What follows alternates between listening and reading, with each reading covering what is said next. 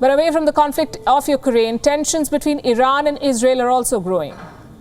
Instead of fighting each other directly, they're settling scores in different countries. Last week, Israel allegedly struck an Iranian camp in Syria and killed 2 Iranian soldiers. On Sunday, Iran retaliated. It landed 12 missiles on the city of Erbil in Iraq. The targets were what Iran calls spying centers controlled by Israel. Iraq does not agree. It's accusing Iran of violating its sovereignty. It's a very complex story. Our next report tries to break it down for you.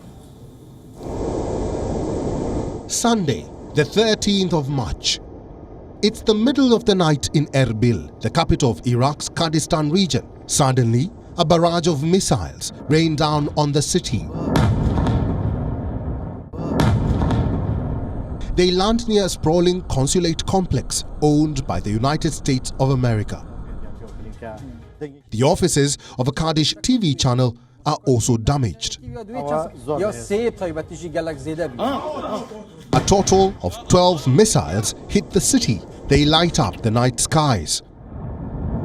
The explosions are heard from miles away. The Kurdish police spring into action. They rush to the site immediately, fearing an all-out terror attack. By the time they reach, the attacks stop. All that's left are damaged cars and window panes.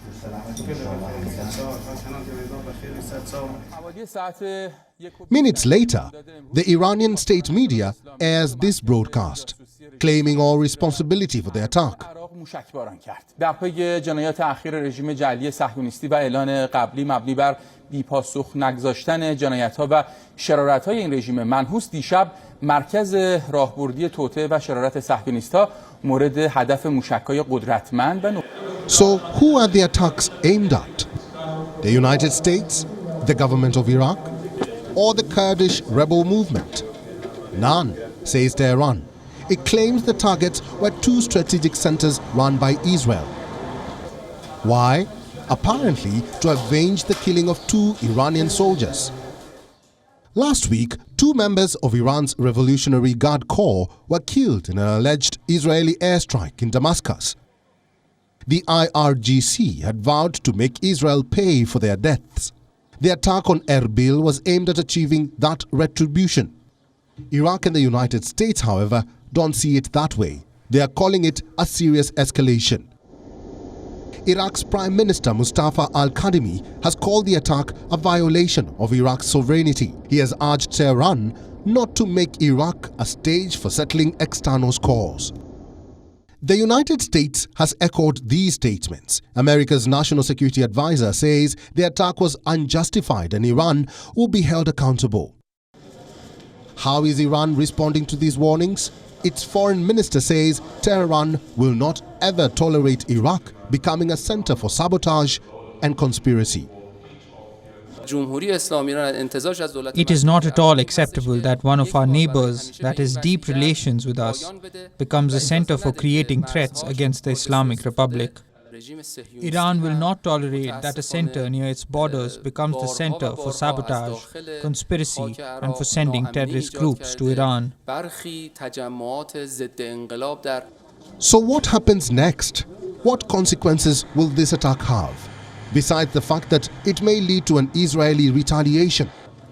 This attack also risks the collapse of the Iran nuclear deal.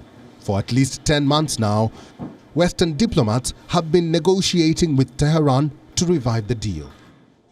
But the Russian invasion of Ukraine complicated their efforts. Moscow is a key negotiator in the talks. It wanted assurances from the West that their sanctions will not affect its ties with Tehran. The West refused to agree, so Russia pulled out of the talks and the negotiations were halted. This was last Friday. Over the weekend, Iran's attack on Erbil, the fact that it rained missiles on a foreign city, could give Western leaders more reason to not revive the talks. Bureau Report, WION, World is One. WION is now available in your country. Download the app now and get all the news on the move.